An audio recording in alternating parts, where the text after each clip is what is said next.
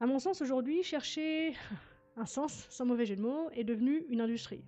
Il y a des livres, des stages, des podcasts, peut-être même celui-ci, qui te disent tu dois donner un sens à ta vie. Comme si, sans ça, tu n'avais pas le droit d'exister.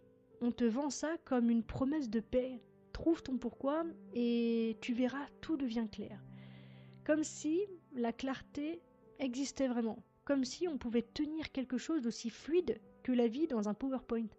On te dit que derrière chaque douleur, il y a une leçon, que derrière chaque échec, il y a un enseignement, que rien n'arrive par hasard.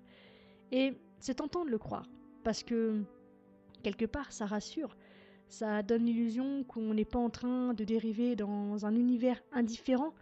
Ça donne l'illusion qu'il y a un ordre, une justice, une cohérence. Mais à quel prix ? À force de chercher un sens à tout, on finit par trahir ce qui est là.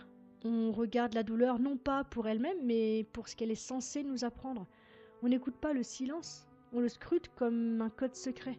On n'embrasse pas l'instant, on essaie de le décoder. Et moi, depuis mon humble posture, je me demande, si un arbre tombe dans une forêt et que personne ne vient lui donner un sens, est-ce qu'il tombe quand même ? Est-ce qu'il faut vraiment que tout ce qu'on vit serve à quelque chose ?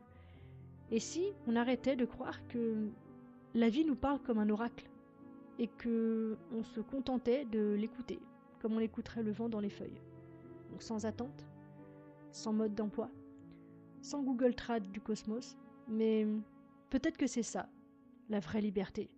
Lâcher l'obsession du sens et commencer à ressentir ce qui est.